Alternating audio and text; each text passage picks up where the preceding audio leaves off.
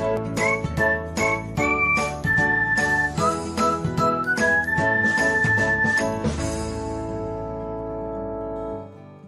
everyone, welcome back to another episode of Technologyglance. Today, in this video, I am going to guide you through how you cannot allow birthday notification on Facebook Lite. So, let's get started. Firstly, open Facebook Lite app in your device. Then tap on three lines icon. Next, tap on settings.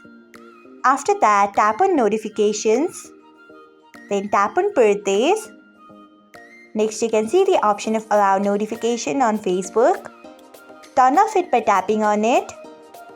So, this is how you cannot allow birthday notification on Facebook Lite. Thanks for watching. If you found this guide helpful, we would love it if you hit the thumbs up button below. We upload great new tech tutorials like this one every day. So, do not forget to subscribe to our channel and hit the bell icon so that you'll never miss another update.